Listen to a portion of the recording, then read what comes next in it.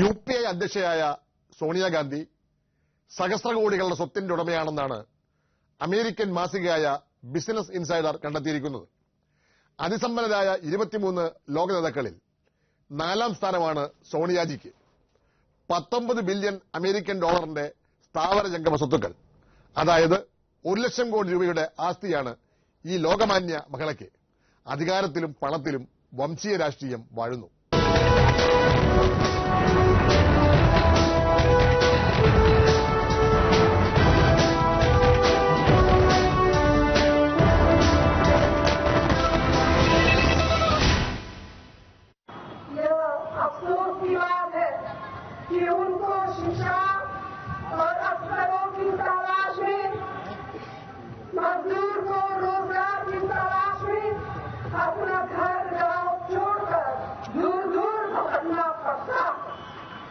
Business ഇൻസൈഡറുടെ കണ്ടെത്തൽ പ്രകാരം സമ്പത്തിൽ 1ാം സ്ഥാനം സൗദി രാജാവിനാണ്, 2ാം സ്ഥാനം ബ്രൂണൈ സുൽത്താനാണ്, 3ാം സ്ഥാനം ന്യൂയോർക്ക് മേയറിനാണ്.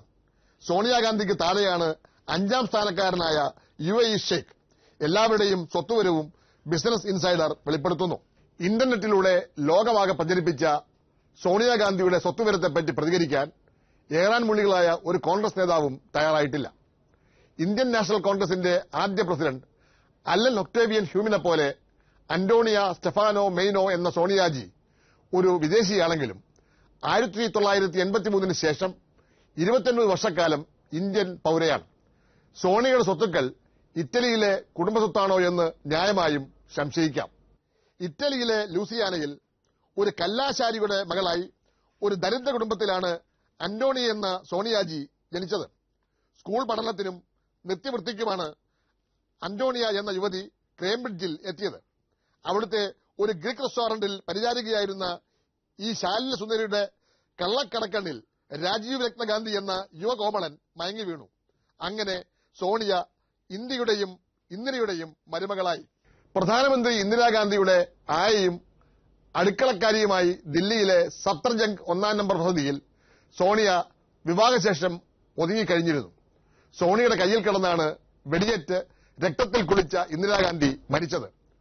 ഒരു ദുഃഖപുത്രിയുടെ വിഷാദഭാവം പൂണ്ട സോണിയ രാജീവ് ഗാന്ധി പ്രധാനമന്ത്രിയായിരുന്നപ്പോഴും ചിരിച്ചതായി ആരും കണ്ടിട്ടില്ല. രാജീവ് ഗാന്ധിയുടെ ദാരുണ രക്തസാക്ഷിക്ക് ശേഷം കോൺഗ്രസിലെ നേതൃത്വ വിടവിൽ സോണിയാഗാന്ധി നടപ്പിലും വേഷത്തിലും ഭാഷയിലും ഇന്ദിരാഗാന്ധിയുടെ പ്രതിരൂപമായി അവതരിക്കുകയായിരുന്നു. कांग्रेस से 50 साल का हिसाब मांग रहे हैं. अब सोचिए 50 साल का हिसाब मांग रहे हैं. हम न केवल 50 साल का हिसाब बल्कि आजादी से पहले के 50 साल का भी हिसाब देने के लिए तैयार है. 1990 മുൻപ് വരെയും സ്വതന്ത്ര ഭാരതത്തിൽ ഉയർന്ന ഏറ്റവും വലിയ അഴിമതി ബോഫേഴ്സ് തോക്കിടപാടായിരുന്നു. കിട്രോച്ചി ചുറ്റിപ്പറ്റിയുള്ള കഥകൾ ഒട്ടേറെ ദുരൂഹതകൾ സൃഷ്ടിച്ചിരുന്നു. സ്വിസ് ബാങ്കിലെ താമരചിഹ്നമുള്ള അക്കൌണ്ടിനെ ചൊല്ലിയും കഥകൾ പരന്നു. പ്രതിരോധ മന്ത്രി കൂടിയായ പ്രധാനമന്ത്രി രാജീവ് ഗാന്ധിയുടെ ചുവന്നുളുത്ത മുഖം കാളിമ പൂണ്ടു. സോണിയാഗാന്ധിയുടെ ഇറ്റലിയിലെ കുടുംബാംഗങ്ങളും ബന്ധുക്കളും ഞൊടികിടയിൽ ധനാഢ്യന്മാരായതിനെപ്പറ്റി അടക്കം പറച്ചിൽ വ്യാപകമായി. ഇന്ത്യയെ അഴിമതിയുടെ ഈജന്റൊഴുത്താക്കിയത് നരസിംഹറാവു മൻമോഹൻ സിംഗ് കൂട്ടുകെട്ട് നടപ്പാക്കിയ സാമ്പത്തിക നയങ്ങളാണ്. ഹർഷത് മേത്തയെപ്പോലുള്ള കാളക്കൂറ്റന്മാർ ഓഹരി കുംഭകോണത്തിലൂടെ കോടികളാണ് കവർന്നത്. പ്രധാനമന്ത്രിയും മുഖ്യമന്ത്രിമാരും അഴിമതി കേസിൽ ശിക്ഷിക്കപ്പെടുന്ന അവസ്ഥ വന്നു. പൊതുമേഖലാ സ്ഥാപനങ്ങൾ വിറ്റ് രാഷ്ട്രീയ നേതാക്കൾ കമ്മീഷൻ പറ്റി. സ്വിസ് ബാങ്കിൽ നിക്ഷേപമുള്ള ശതകോടീശ്വരന്മാരുടെ പട്ടികയിൽ ഉയർന്ന രാഷ്ട്രീയ നേതാക്കന്മാർ സ്ഥാനം നേടി. ലോകത്ത് ഏറ്റവുമധികം കള്ളപ്പണമുള്ള രാജ്യമായി ഇന്ത്യ മാറി. സോണിയാഗാന്ധിയുടെയും മൻമോഹൻ സിംഗിന്റെയും നേതൃത്വത്തിലുള്ള UPA അധികാരത്തിലെത്തിയ മുതലാണ് അഴിമതിയുടെ ഘോഷയാത്ര. 2G സ്പെക്ട്രം മുതൽ കൽക്കരി ഇടപാടുകൾ വരെ ലക്ഷം കോടികളുടെ അഴിമതികൾ. കേന്ദ്രമന്ത്രിമാർ മുതൽ രാഹുൽജി, പ്രിയങ്കരാജി, വധേരാജി തുടങ്ങിയ ഭാവി വാഗ്ദാനങ്ങളുടെ ചുമലിലുമുണ്ട് വിഴുപ്പുപാണ്ഡങ്ങൾ. CAG മുതൽ സുപ്രീം കോടതി വരെ കണ്ടെത്തിയിട്ടുള്ള അഴിമതികൾ യാഥാർത്ഥ്യമാണെങ്കിലും അഴിമതി പണം എവിടെ പോയി നാട്ടാരെ? चलाने वाला राहुल गांधी हो सकता है, उसके बिना ये नहीं होगा. दूसरा कौन है सीनियर? किसकी हिम्मत है इनको विरोध करने की? इसके पीछे जरूर राहुल गांधी हो सकता है. ജവഹർലാൽ നെഹ്റുവിന്റെ മരുമകനായിരുന്ന ഫിറോസ് ഗാന്ധിയുടെ ഗാന്ധി എന്ന സർനെയിമാണ് സോണിയുടെയും രാഹുലിന്റെയും പ്രിയങ്കയുടെയും പേരിനൊപ്പം ഗാന്ധി എന്ന ബഹുമതിക്ക് കാരണം സോണിയാഗാന്ധിയുടെ മരുമകനായ റോബർട്ട് വധേര എന്ന പിച്ചള കച്ചവടക്കാരൻ നെഹ്റു കുടുംബത്തിന്റെ അന്തകനായി മാറുകയാണ്. സോണിയുടെയും പ്രിയങ്കയുടെയും മറവിലാണ് റോബർട്ട് വധേര ഗാന്ധിയുടെ വിളയാട്ടം. അമ്മായി ചുട്ടുവച്ചത് മരുമോനിക്കായി.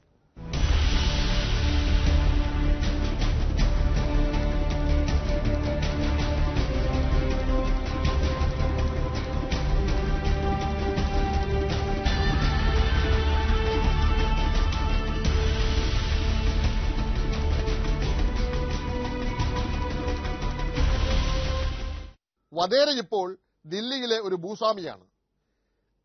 ദില്ലി, ഗുഡ്ഗാവ് എന്നിവിടങ്ങളിലായി 31 വസ്തുതകളിലായി 500 കോടി രൂപയുടെ ആസ്തിയുണ്ടെന്നാണ് ആരോപണം.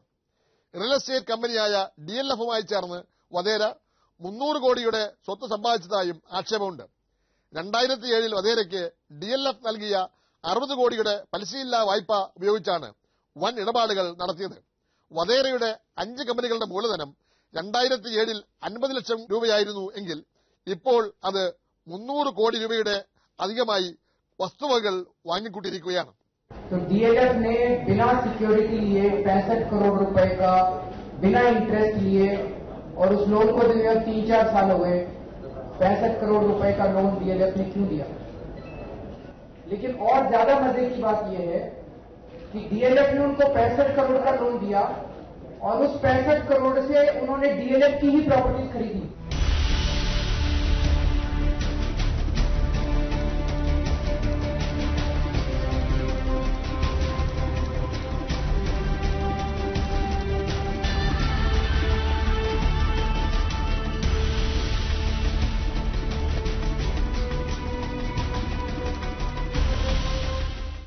നെഹ്റു പ്രധാനമന്ത്രിയായിരുന്നപ്പോൾ LICയിലെ അഴിമതിയെപ്പറ്റി ആരോപണം ഉന്നയിച്ചത് മരുമകൻ ഫിറോസ് ഗാന്ധിയാണ്. TT കൃഷ്ണമാചാരിക്ക് അന്ന് മന്ത്രിസ്ഥാനം രാജിവെക്കേണ്ടി വന്നു. ഫിറോസ് ഗാന്ധിയുടെ ചെറുമകൾ പ്രിയങ്കയാണ് സിംല മുതൽ ആസേദ് ഹിമാചലം ഭൂസ്വത്തുക്കൾ വാങ്ങിക്കൂട്ടുന്നത്. ലോകമാസകലം ബിസിനസ് സാമ്രാജ്യം പടുത്തുയർത്തുന്നു.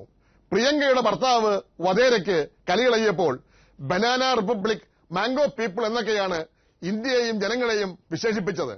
ഫിറോസ് എവിടെ, വധേര എവിടെ?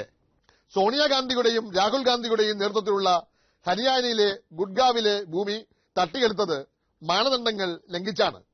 50 കോടി രൂപ വില വരുന്ന ഭൂമിയാണ് 15 ലക്ഷം രൂപയ്ക്ക് കർഷകരിൽ നിന്നും ഹരിയാന സർക്കാരിന്റെ സഹായത്തോടെ പിടിച്ചെടുത്തത്.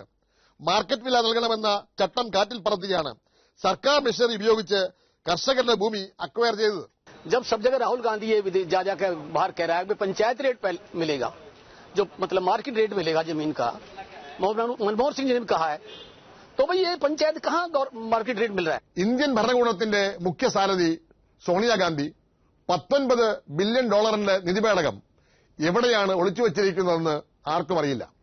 ഇതൊരു കെട്ടുകഥയാണെങ്കിൽ ബിസിനസ് ഇൻസൈഡർ എന്ന മാഗസിനെതിരെ അന്താരാഷ്ട്ര കോടതിയിൽ കേസ് കൊടുക്കണം. ഇന്ത്യയുടെ സ്വത്തുക്കൾ കൊള്ളയടിച്ച ബ്രിട്ടീഷ് സാമ്രാജ്യത്തിനെതിരെ പടവരുതിയ ഇന്ത്യൻ നാഷണൽ കോൺഗ്രസിന്റെ അധ്യക്ഷ മഹോദയ രാജ്യത്തിന്റെ സ്വത്ത് നാടുകടത്തിയെന്ന് വന്നാൽ ഓരോ ഇന്ത്യക്കാരനും അഭിമാനക്ഷതത്താൽ കെട്ടിത്തൂങ്ങി ചാവേണ്ടി വരും.